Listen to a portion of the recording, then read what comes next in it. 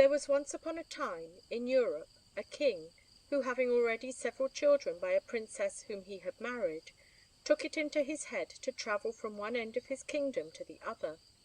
He passed his time in visiting one province after another very pleasantly.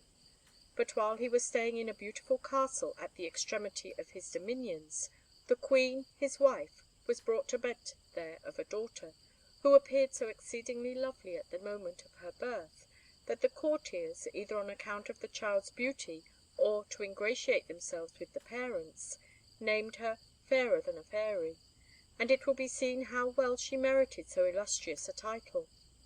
The queen had scarcely recovered, when she was obliged to follow the king, her husband, who had departed in haste to defend a distant province which his enemies had invaded.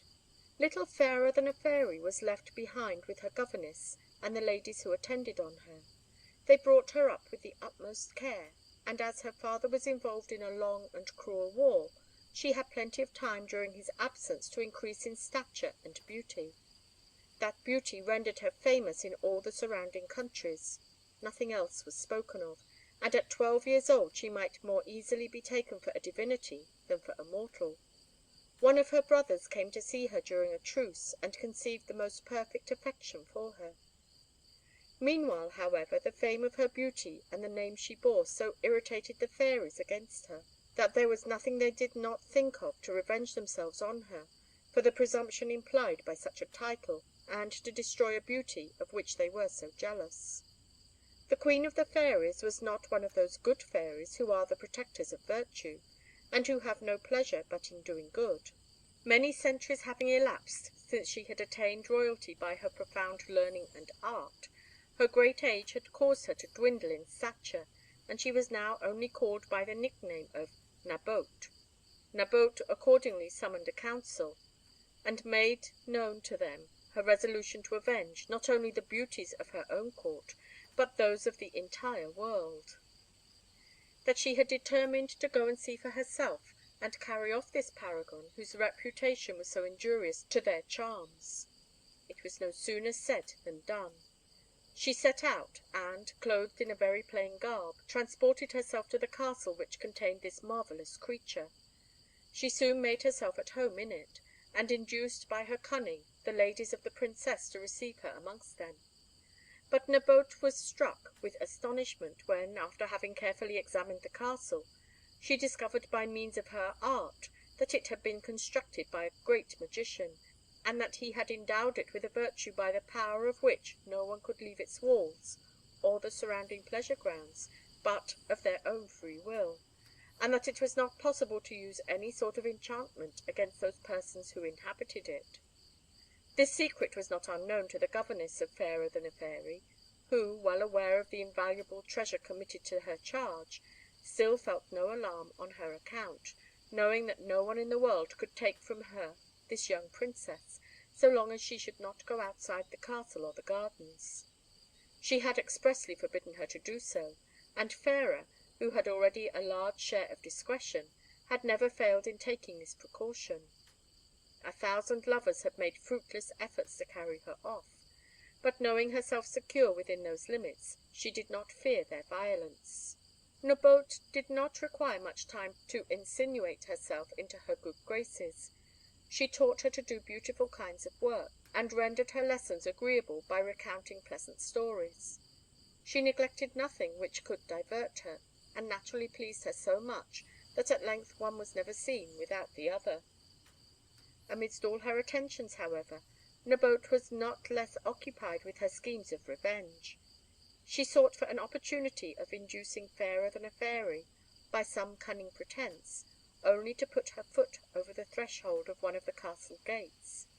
She was always prepared to pounce on and fly away with her. One day that she had led her into the garden, and the young maidens of her court, having gathered some flowers, had crowned with them the beautiful head of Fairer than a Fairy, Nabote opened a little door which led into the fields, and passing out at it, played 100 antics, which caused the princess and the young folks who surrounded her to laugh heartily. All at once the wicked Nabote pretended to be taken ill, and the next minute she fell down, as if swooning away. Some of the young maidens ran to assist her, and Fairer flew also to her side. But hardly had the unhappy child passed the fatal gate than Nabote sprang up, seized her with a powerful arm, and making a circle with her wand, a thick black fog arose, which dispersing again almost immediately, the ground was seen to open, and two moles emerged, with wings formed of rose leaves, drawing an ebony car, and Nabote placing herself in it, with Fairer than a Fairy, it ascended into the air, and cleaving it with incredible velocity, disappeared entirely from the sight of the young maidens, who by their cries and tears soon announced to all the castle the loss they had sustained. Fairer than a Fairy only recovered from her first astonishment to fall into another still more fearful. The rapidity with which the car passed through the air had so bewildered her that she almost lost consciousness. At length, reviving a little, she cast down her eyes. What was her alarm to find nothing beneath her but the vast extent of the shoreless ocean. She uttered a piercing cry, turned round, and seeing near her her dear Nabote, she embraced her tenderly and held her close in her arms, as one naturally would to reassure oneself. But the Fairy repulsed her rudely. "Off, audacious child," said she. "Behold in me your mortal foe. I am the Queen of the Fairies, and you are about to pay me the penalty of your insolence in assuming the proud name which you bear." Fairer, trembling at these words more than if a thunderbolt had fallen at her feet, felt greater alarm at them than at the dreadful road she was travelling. At length, however, the car alighted in the midst of the magnificent courtyard of the most superb palace that ever was seen. The sight of so beautiful a palace somewhat reassured the timid Princess, especially when she descended from the car, and she saw 100 young beauties, who came with much deference to pay their respects to the Fairy. So charming a residence did not appear to announce misfortune to her. She had also one consolation which does not fail to flatter one in similar situations. She remarked that all those beautiful persons were struck with admiration on beholding her, and she heard a confused murmur of praise and envy, which gratified her marvellously. But how speedily was this little feeling of vanity extinguished! Nabote imperiously commanded them to strip Fairer of her beautiful clothes, thinking thereby to take from her a portion of her charms. They pulled them off accordingly, but only to increase the fury of Nabote, for what beauties were then disclosed to view, and to what shame did they put all the fairies in the world! They reclothed her in old shabby garments, but in this state one would have said her natural and simple loveliness was determined to show how independent it was of the assistance of the most costly ornaments. Never did she appear more charming. Nabote then ordered them to conduct her to the place which she had prepared for her, and to set her her task. 2 fairies took her, and made her pass through the most beautiful and sumptuous apartments that could possibly be seen. Fairer noticed them, in spite of her misery, and said to herself, "Whatever torments they may prepare for me, my heart tells me I shall not always be miserable in this beautiful palace." They made her descend a large staircase of black marble, which had more than 1,000 steps. She thought she was going into the bowels of the earth, or rather that they were conducting her into the infernal regions. At length they entered a small cabinet, wainscoted with ebony, where they told her she would have to sleep on a little straw, and that there was an ounce of bread with a cup of water for her supper. From thence they made her pass into a great gallery, the walls of which were entirely composed of black marble, and which had no light but that afforded by 5 lamps of jet, which threw a sombre glare over the place, more alarming than cheering. These gloomy walls were hung with cobwebs from top to bottom, and such was their peculiarity, that the more they were swept away, the more they multiplied. The 2 fairies told the Princess that this gallery must be swept clean by break of day, or that she would be made to suffer the most frightful torments; and after placing a ladder and giving her a broom of rushes, they bade her set to work, and left. Fairer than a Fairy sighed, and not knowing the peculiarity of these cobwebs, courageously resolved, notwithstanding the great length of the gallery, to execute the task imposed on her. She took her broom and mounted the ladder nimbly, but, Oh, heavens! what was her surprise when, as she endeavoured to sweep the marble and clear off the cobwebs, she found they increased in proportion to her exertions.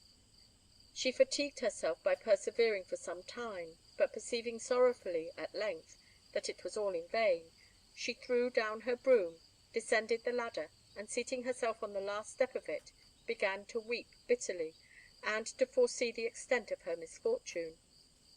Her sobs came at length so fast that she could no longer support herself, when, raising her head a little, her eyes were dazzled by a brilliant light. The gallery was, in an instant, illuminated from end to end, and she saw kneeling before her a youth so beautiful and charming that at the first glance she took him for Cupid. But she remembered that love is always painted naked, and this handsome youth was dressed in a suit of clothes covered with jewels. She was not sure, also, that all the light she perceived did not proceed from his eyes, so beautiful and brilliant did they appear to her. This young man continued to gaze upon her, still kneeling. She felt inclined to kneel too. "Who art thou?" she exclaimed in amazement. "Art thou a god? Art thou love?" "I am not a god," he replied, "but I have more love in me than is to be found in heaven or earth beside. I am Phratis, son of the Queen of the Fairies, who loves you and will aid you." Then taking up the broom which she had thrown down, he touched all the cobwebs, which immediately turned to cloth of gold of marvellous workmanship, the lamps becoming bright and shining. Phratis then, giving a golden key to the Princess, said, "In the principal panel of your cell you will find a lock. Open it gently. Adieu, I must retire for fear of being suspected. Go to rest. You will find all that is necessary for your repose." Then placing one knee on the ground, he respectfully kissed her hand and disappeared.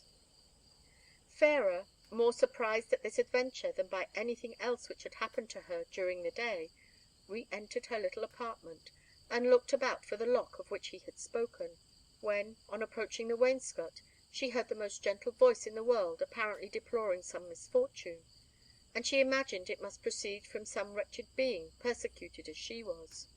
She listened attentively. "Alas! what shall I do?" said the voice. "They bid me change this bushel of acorns into oriental pearls."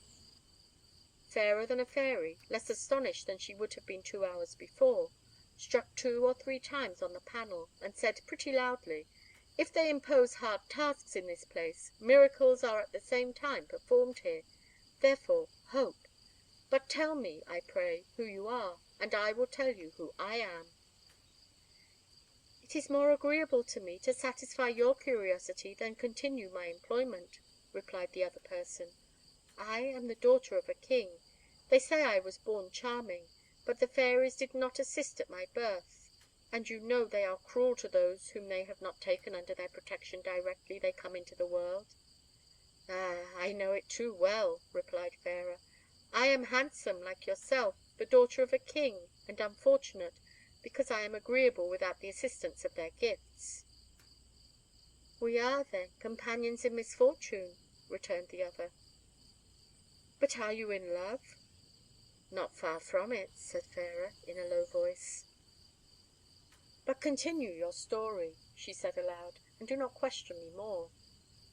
"I was considered," continued the other, "the most charming creature that had ever existed, and everybody loved me, and wished to possess me. They call me Désir. My will was law, and I was treasured in all hearts. A young prince, the most enthusiastic of my adorers, abandoned everything for me. My encouragement of his hopes transported him with delight. We were about to be united for ever, when the fairies, jealous at beholding me the object of universal admiration, and detesting the sight of attractions which they had not bestowed, carried me off one day in the midst of my triumphs, and consigned me to this horrid place. They have threatened that they will strangle me to morrow morning if I have not performed the preposterous task which they have imposed upon me. Now, tell me quickly, who are you?" "I have told you all," replied Fairer, "but my name. They call me Fairer than a Fairy." "You must then be very beautiful," replied the Princess Désir. "I should like excessively to see you." "I am quite anxious to see you," replied Fairer.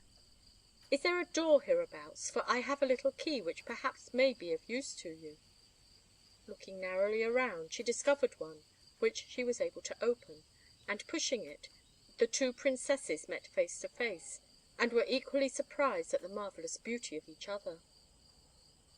After embracing affectionately, and saying many civil things to one another, Fairer began to laugh at seeing the Princess Désirs continually rubbing her acorns with a little white stone, as she had been ordered to do. She told her of the task which they had imposed upon her, and how miraculously she had been assisted by a charming unknown being. "But who can it be?" said the Princess Désirs. "I think it is a man," replied Fairer. "A man!" cried Désirs. "You blush, you love him." "No, not yet," replied Fairer, "but he has told me he loves me, and if he loves me, as he says, he shall assist you." Hardly had she uttered these words when the bushel measure began to shake, and agitating the acorns, as the oak on which they had grown might have done, they were instantly changed into the most beautiful pear-shaped pearls of the first water. It was one of these which Cleopatra dissolved in wine at the costly banquet she made for Mark Antony. The two Princesses were delighted at the exchange, and Fairer than a Fairy, who began to be accustomed to wonders, leading Désirs by the hand, returned into her own chamber, and finding the panel containing the lock of which the stranger had spoken, she opened it with her golden key, and entered an apartment, the magnificence of which both surprised and affected her, as she saw in everything it contained the attention of her lover. It was strewn with the most beautiful flowers, and exhaled a divine perfume. At one end of this charming room there was a table covered with all that could gratify the most refined taste, and two fountains of liqueurs, which flowed into basins of porphyry. The young Princesses seated themselves in two ivory chairs, enriched with emeralds. They ate with a good appetite, and when they had supped, the table disappeared, and in its place arose a delicious bath, into which they stepped together. At a few paces from them they observed a superb toilet table, and large baskets of gold wire, full of linen and such exquisite purity, that it made them long to make use of it. A bed of singular form and extraordinary richness occupied the further end of this marvellous chamber, which was lined with orange trees in golden boxes studded with rubies, while rows of cornelian columns sustained the sumptuous roof, divided only by immense crystal mirrors, which reached from the ground to the ceiling. Several consoles of rare materials supported vases of precious stones, filled with all sorts of flowers. The Princess Désirs admired the good fortune of her companion, and, turning to her, observed, "Your lover is indeed gallant. He can do much, and he will do everything for you. Your happiness is extraordinary." A clock striking midnight repeated at each stroke the name of Phratis. Fairer than a Fairy coloured, and threw herself on the couch. She trusted to repose, but her sleep was troubled by the image of Phratis.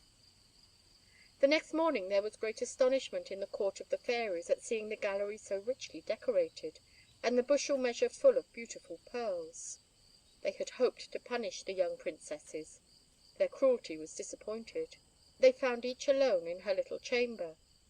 After consulting together again in order to devise some tasks which could not possibly be accomplished, they told Désirs to go to the seashore and write on the sand, with express orders to take care that what she wrote there could never be effaced. And they commanded Fairer to go to the foot of Mount Adventurous, to fly to the top and bring them a vase full of the water of immortality. For this purpose they gave her a quantity of feathers and wax, in hopes that, by making wings for herself, she might perish like another Icarus. Désirs and Fairer looked at each other on hearing these dreadful commands, and embracing tenderly, they separated, as if taking an eternal farewell. The fairies conducted one to the seashore, and the other to the foot of Mount Adventurous. When Fairer was left by herself, she took the feathers and wax and made some vain attempts to form wings with them. After having worked for some time most ineffectually, her thoughts reverted to Phratis. "If you loved me," said she, "you would come to my assistance." Hardly had she finished the last word when she saw him stand before her, looking 1,000 times more beautiful than on the preceding night. The full light of day was an advantage to him. "Do you doubt my affection?" said he. "Is anything difficult to him who loves you?" He then requested her to take off some portion of her dress, and having kissed her hand as a recompense, he transformed himself suddenly to an eagle. She was rather sorry to see so charming a person thus metamorphosed, but placing himself at her feet, he extended his wings and made her easily comprehend his design. Reclining upon him, she encircled his proud neck with her beautiful arms, and he rose with her gently into the air. It would be difficult to say which was the most gratified, she at escaping death in the execution of the order given her, or he at being permitted to bear such a precious burden. He carried her gently to the summit of the mountain, where she heard an harmonious concert warbled by 1,000 birds that came to render homage to the divine bird which bore her. The top of this mountain was a flowery plain, surrounded by fine cedars, in the midst of which was a little stream, whose silvery waves rolled over golden sands strewn with brilliant diamonds. Fairer than a Fairy knelt down, and first of all took some of this precious water in her hand, and drank it. After this she filled her vase, and turning toward the eagle, said, "Ah, how I wish that Désirs had some of this water." Scarcely had she spoken these words than the eagle flew down, took one of the slippers of Fairer, and returning with it, filled it with water and carried it to the seashore, where the Princess Désirs was occupied in fruitless attempts to write indelibly on the sand. The eagle returned to Fairer and resumed his beautiful burden. "Alas," said she, "what is Désirs doing? Take me to her." He obeyed. They found her still writing, and as fast as she wrote, a wave came and effaced what she had written. "What cruelty," said the Princess to Fairer, "to command what is impossible to accomplish! I imagine, from the strange mode of your conveyance, that you have succeeded." Fairer alighted, and moved by the misfortune of her companion, she turned towards her lover, and thus addressed him: "Give me proof of your omnipotence." "Or rather of my love," interrupted the Prince, resuming his proper form. Désirs, observing the beauty and grace of this person, cast on him a look of surprise and delight. Fairer coloured, and by a movement over which she had no control, placed herself before him so as to hide him from her companion. "Do as you are told," continued she, with a charming air of uneasiness. Phratis knew his happiness, and wishing to terminate as speedily as possible her trouble, "Read," said he, and disappeared swifter than a flash of lightning. At the same instant a wave broke at the feet of Fairer, and in retiring left behind a brazen tablet as firmly fixed in the sand as if it had been there from all eternity, and would remain immovable to the end of the world. As she looked at it, she perceived letters forming on it, deeply engraved, which composed these lines: "The vows of common love in sand are traced, And even graved in brass may be effaced; But those which are inspired by your bright eyes In starry words are written in the skies. Naught can destroy those characters divine, Eternal as the heavens in which they shine." "I understand," cried Désirs. "He who loves you must always love. How well your charming swain expresses his feelings."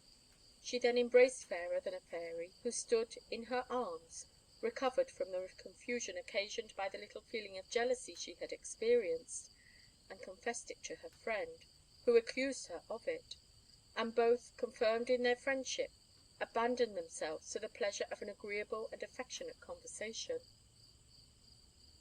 Queen Nabote sent messengers to the foot of the mountain to find what was become of Fairer than a Fairy. They found the scattered feathers and a part of her clothes, and consequently believed she had been dashed to pieces as they desired. Full of this idea, the fairies ran to the seashore. They exclaimed at the sight of the brazen tablet, and were overwhelmed at perceiving the two princesses calmly seated in conversation on a jutting piece of rock. They called to them. Fairer presented her vase full of the water of immortality, and laughed in secret with Désirs at the fury of the fairies. The queen was not to be jested with. She knew that a power as great as her own must have assisted them, and her rage increased to such a pitch that without hesitating an instant she determined on effecting their ruin by a final and most cruel trial. Désirs was condemned to go on the morrow to the Fair of Time, to fetch the Rouge of Youth, and Fairer than a Fairy to proceed to the Wood of Wonders, and capture the hind with silver feet. The Princess Désirs was conducted to a vast plain, at the end of which was an immense building, divided into galleries full of shops so superb that no comparison could be found for them, but in the recollections of the magnificent entertainments at Marly.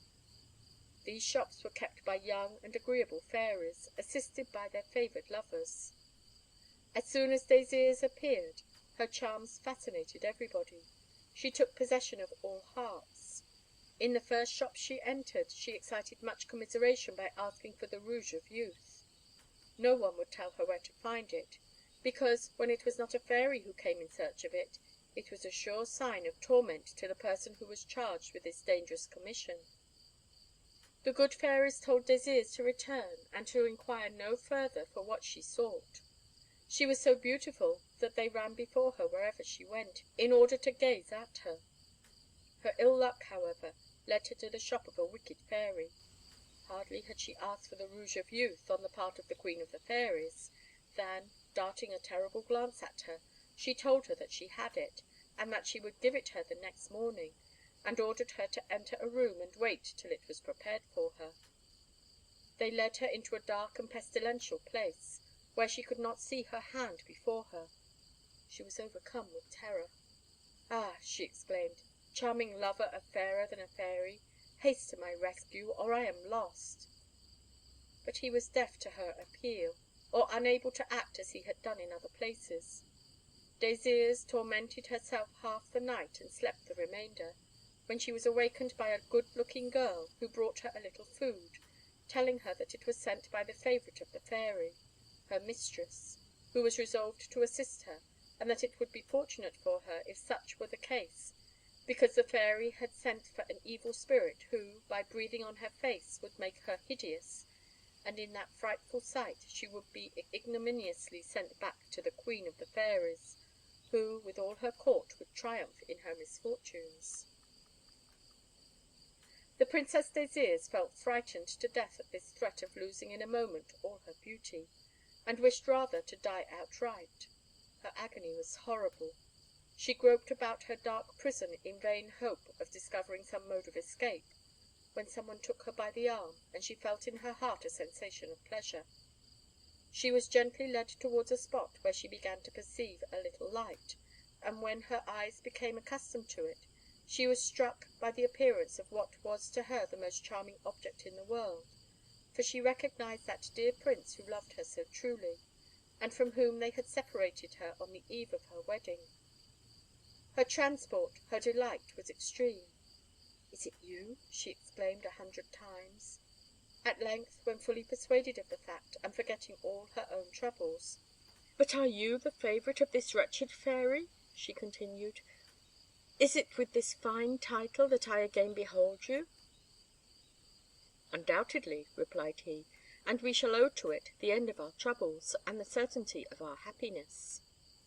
He then recounted to her how, in despair at her being carried off, he had gone to seek a wise old man, who had informed him where she was, and assured him that he would never recover her but in the kingdom of the fairies; that he had furnished him with the means of finding it, but that he had been arrested in his pursuit of her by this cruel fairy, who had fallen in love with him; that, following the advice of the sage, he had dissembled, and by his docility had obtained such an influence over her, that he had the care of all her treasure, and was the minister of all her power; that she had just departed on a journey of 6,000 leagues; that she would not return for 12 days, and that, therefore, they should lose no time in escaping; that he was going into his cabinet to fetch a part of the gem of the ring of Gyges; that she should put it on, and thereby becoming invisible, she could pass anywhere. As for himself, he could show himself as he pleased. "Do not forget," said she, "the Rouge of Youth." I wish to put some on, and to give some to one of my companions." The prince smiled. "Whither shall we go?" continued she. "To the queen of the fairies," he replied. "No, that will never do," she exclaimed. "We shall perish there." "The sage who counselled me," pursued he, "told me to lead you back to the place from whence you came last, if I wished to be assured of happiness. He has never yet deceived me in anything whatever." "Well, then, so be it," said Désirs. "We will go there." The prince brought her a valuable box, in which was the rouge of youth, and with the hope of making herself appear more beautiful still in the eyes of her lover, she rubbed some hastily all over her face, forgetting that she was invisible by means of the gem which he had given her. She took him by the arm. They traversed in this manner the whole of the fair, and were soon close to the palace of the queen. There the prince resumed the gem of Gyges. The beautiful Désirs became visible, and he became invisible, to the great regret of the princess, whom he took by the arm in his turn, and presented her before Nabote and her court. All the fairies looked at each other in excessive astonishment at seeing Désirs return with the rouge of youth, and the queen, frowning awfully, desired them to guard her strictly. "Our arts are vain," said she. "We must put her to death without trying any more experiments." The sentence was pronounced. Désirs trembled with fear. Her lover reassured her as much as he could. But we must return to Fairer than a Fairy. They had conducted her to the Wood of Wonders, and here is the reason why they had condemned her to chase the silver-footed hind. Once upon a time there had been a queen of the fairies who had succeeded in due course to that grand title. She was beautiful, good, and wise. She had had several lovers, whose affections and attentions had, however, been lost upon her. Entirely occupied in protecting virtue, she found no amusement in listening to the sighs of her adorers. There was one whom her coldness rendered the most unhappy, because he loved her better than any of the others. One day, seeing that he could not move her to pity him, he protested, in his despair, that he would kill himself. She was not affected even at this threat, considering it merely as one of those extravagances in which lovers sometimes indulge, but which never have any serious result. However, some time after, he really did throw himself into the sea. A sage who had brought up this young man complained to the supreme authorities, and the insensible fairy was condemned to do penance for her severity in the form of a hind, for the term of 100 years, unless an accomplished beauty could be found, who, by venturing to hunt her for 10 days in the Wood of Wonders, could take her and restore her to her original shape. 40 years had already elapsed since she had first been transformed. At the commencement of her penance several beauties had risked the trial of this fine adventure from which so much honour was to be derived. Each hoped to be the fortunate huntress. But as they lost themselves in the pursuit, and at the end of 10 days were no more heard of, this ardour began to cool, and for some time past no beauty had voluntarily offered herself, those who had recently undertaken the task being condemned to it by the fairies, in order to ensure their destruction. It was thus to get rid of Fairer that they led her to the Wood of Wonders. They gave her a small portion of food, for form's sake, and placed in her hand a silken cord with a running noose to catch the deer. That was all her outfit for the chase. She deposited what they gave her at the foot of a tree, and when she found herself alone, she cast a look round this vast forest, in the profound silence and solitude of which she saw nothing but despair. She was anxious to remain at the skirt of the forest, and not to enter it too far, so, in order to know the spot again, she placed a mark at the point from which she started. But alas, how did she deceive herself? Every one lost themselves in this forest, without being able to issue from it. In one of the paths she caught sight of the silver-footed hind walking slowly. She approached it, with her silken cord in her hand, thinking to take it. But the deer, feeling itself pursued, started off at full speed, stopping from time to time, and turning its head towards Fairer. They were in sight of each other all day, without being any nearer. At last night separated them. The poor huntress was very tired and very hungry, but she no longer knew where to find the little provision she had had given her, and there was nothing but the hard ground for her to repose upon. As she lay down, therefore, very sadly under a tree, she could not sleep for a long time. She was frightened. The least thing alarmed her. A leaf shaken by the wind made her tremble. In this miserable state she turned her thoughts on her lover, and called him several times, but finding him fail her in her great distress, she exclaimed, with tears in her eyes, "Phratis, Phratis, you have abandoned me!" She was just dropping asleep when she felt a movement beneath her, and it seemed to her as though she was in the best bed in the world. She slept soundly for a considerable time without any interruption. She was awoke in the morning by the song of 1,000 nightingales, and turning her beautiful eyes around, she found she was raised 2 feet from the earth, the turf having sprung up under her lovely form, and thus made a delicious couch. A large orange tree threw its branches over her like a tent, and she was covered with flowers. By her side were 2 turtle doves, who announced to her, by their love for each other, what she might hope for with Phratis. The ground was entirely covered with strawberries, and all sorts of excellent fruits. She ate of them, and found herself as well satisfied and as much strengthened by them as though they had been the richest and best kind of meats. A stream which flowed close by served to allay her thirst. "O ye tender cares of my lover," cried she, when she had refreshed herself, "how much I needed you! I murmur no longer. Give me less, dearest, and let me see you." She would have continued in this strain had she not perceived, stretched close to her, the silver-footed hind, quietly gazing at her. She thought this time she must catch it. With one hand she held out to it a bunch of grass, and with the other grasped the cord. But the deer bounded lightly away, and when it was gone a short distance, it stopped and looked back at her. It kept up this game all day. Another night came, and passed like the one before it.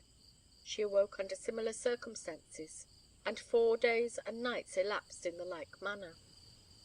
At length, on the 5th morning, Fairer than a Fairy, on opening her eyes, thought she saw a light more brilliant than that of day, when she perceived, in those of her lover, seated near her, all the affection with which she had inspired him.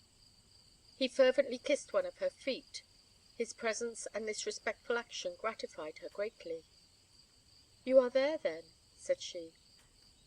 "If I have not beheld you all these days, I have, at all events, received the proofs of your goodness." "Say of my love, Fairer than a Fairy," replied he, "my mother suspects that it is I who assist you. She has placed me in confinement. I have escaped a moment, by means of a fairy of my acquaintance. Adieu, I came only to encourage you. You shall see me this evening, and if fortune smiles, to-morrow we shall be happy." He departed, and she hunted again all day. When night came, she perceived near her a little light, which sufficed to show her her lover. "Here is my illuminated wand," said he. "Place it before you, and go without fear wherever it will lead you. Where it stops, you will perceive a great heap of dry leaves. Set fire to it. Enter the place. You will see, and you will find, the skin of a beast. Burn it. The stars, our friends, will do the rest. Adieu." Fairer than a Fairy would have desired far more ample instructions, but seeing there was no remedy, she placed the wand before her, which showed her the way. She followed it nearly 2 hours, very much vexed at doing nothing else. It stopped at last, and there, truly enough, she perceived a large heap of dried leaves, to which she did not fail to set fire. The light was soon so great that she could see a very high mountain, in which she observed an opening half hid by brambles. She separated them with her wand, and entered a dark hole. But soon after she found herself in a vast saloon of admirable architecture, and lighted with numberless lamps. But what struck her with the greatest astonishment was the sight of the skins of several wild and terrible beasts, hung on golden hooks, which at first she mistook for the beasts themselves. She turned away her eyes with horror, and they were arrested in the centre of the saloon by the sight of a beautiful palm tree, upon one of the branches of which was suspended the skin of the hind, with the silver feet. Fairer than a Fairy was enchanted at seeing it, and taking it down with the aid of her wand, she carried it quickly to the fire which she had lighted at the entrance of the cavern. It was consumed in a moment, and re-entering joyfully the saloon, she penetrated into several magnificent apartments. She stopped in one, where she saw several small couches placed upon Persian carpets, and one more beautiful than the rest under a canopy of cloth of gold. But she had not much time to contemplate arrangements which appeared to her singular, for she heard hearty peals of laughter and several persons in loud conversation. Fairer than a Fairy turned her steps in the direction from which the sounds proceeded, and entered a wonderful place, where she found 15 young ladies of celestial beauty. She did not surprise them less than she was surprised herself. The extreme loveliness of her appearance took away their breath, and a deep silence succeeded to cries of admiration. But one of these beautiful persons, more beautiful than all the rest, advanced, with a smiling air, towards our charming Princess. "You are my deliverer," said she, addressing her. "I cannot doubt it. No one can enter here who is not clothed in the skin of one of the beasts which you saw at the entrance of the cavern. That has been the fate of all these beautiful persons whom you see with me. After 10 days of useless pursuit of me, they were changed into so many animals during the day, but at night we resume our human forms. And you, charming Princess, if you had not delivered me, would have been changed into a white rabbit." "A white rabbit!" exclaimed Fairer. "Ah, madam, it is indeed better that I should preserve my ordinary form, and that so wonderful a person as you should be no longer a deer." "You have restored us all to liberty," replied the Fairy. "Let us now pass the rest of the night as joyously as may be, and to morrow we will go to the palace, and fill all the court with astonishment." It is impossible to express the joy which resounded in this charming spot, and the delight which all these young persons felt at the sweet sensation of finding themselves once more in the land of the living, so to speak. They were all still of the same age as when they commenced their unfortunate chase in the Wood of Wonders, and the eldest was not yet 20. The Fairy decided to take 3 or 4 hours' repose. She made Fairer lie down beside her, and relate her adventures. She did so with so touching a voice, her discourse was so unaffected and so full of truth, that she engaged the Fairy without reserve to assist her love and render her happy. She did not forget to speak to her of Désirs, and the Fairy was immediately interested in her favour. They went to sleep after a long conversation, which they had agreeably interrupted from time to time by the interchange of affectionate caresses. The next day they all set out for the palace, wishing pleasantly to surprise the fairies. They quitted, without regret, the Wood of Wonders, and quickly arrived at the palace. As they approached the inner court, they heard 1,000 melodious sounds, which composed an excellent concert. "Here is a fête going on," said the Fairy. "We have arrived apropos." And advancing, they found the court filled with an incredible number of people. The Fairy caused the gate to be opened, and entered with her train. The first persons who recognised her uttered the loudest exclamations of delight, and the cause of this great joy was quickly made known to the multitude. But on advancing, the Fairy was struck by a strange spectacle. She saw a young girl more lovely than the Graces, and with the form of Venus, bound to a stake near a pile of wood, where apparently she was about to be burnt to death. Fairer than a Fairy uttered a loud cry as she recognised Désirs, but she was much astonished when, at the same moment, she lost sight of her, and a young man appeared in her place, so handsome and so well made that one might never be tired of looking at him. At this sight Fairer uttered a still louder cry, and running towards him, without any regard to appearances, she flung herself on his neck, exclaiming 1,000 times, "It is my brother! It is my brother!" It was her brother, who was also the fortunate lover of Princess Désirs, and who, fearing they would put her to death, had given her the gem of Gyges to rescue her from the cruelty of Queen Nabote, and by so doing became himself visible. The brother and sister lavished 100 caresses on each other, the invisible Désirs added hers, and her voice was heard, although she was not to be seen, whilst the fairies, in unparalleled astonishment, expressed in every variety of manner their rapture at again beholding their virtuous queen.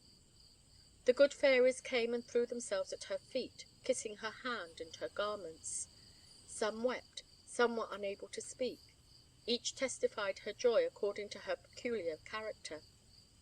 The bad fairies, the partisans of Nabote, also pretended to be delighted, and policy gave an air of sincerity to their hypocritical demonstrations. Nabote herself, in despair at this return, controlled herself with an art of which she alone was capable. She offered at once to resign her power to the rightful sovereign, who, with a grave and majestic air, demanded of her why the young girl whom she had seen bound to the stake merited such a punishment, and since when they had been accustomed to celebrate a cruel execution by fêtes and sports. Nabote excused herself very lamely, and the queen listened impatiently when the lover of Désirs spoke thus. "They punish this princess," said he, "because she is too amiable. They torment her for the same reason the princess my sister. They were both born as handsome as you now behold them." He then begged his ladylove to cover up the gem of Gyges, and she immediately appeared again. Désirs charmed all who saw her. "They are beautiful," pursued he. "They possess 1,000 virtues which they do not derive from the fairies. That is why they are roused up to persecute them. What injustice, to tyrannize over all those whose charms do not emanate from yourselves." The prince paused. The queen turned towards the assembly with an agreeable air. "I demand," said she, "that these 3 persons shall be given up to me. They shall enjoy the most happy fate that can fall to the lot of mortals. I owe much to Fairer than a Fairy, and she shall be rewarded for the service she has done me by uninterrupted felicity. You shall continue to reign, madam," added she, turning to Nabote. "This empire is sufficiently large for you and me. Go to the beautiful islands which belong to you. Leave me your son. I will share my power with him, and I will marry him to Fairer than a Fairy. This union will reconcile us to one another."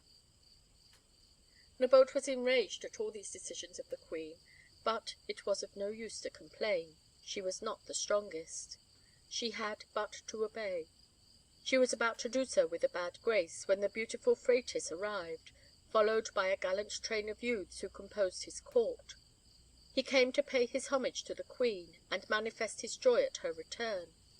But, in passing, he cast a look at Fairer than a Fairy, and made her comprehend by his passionate glances that she was the first object of his devotion.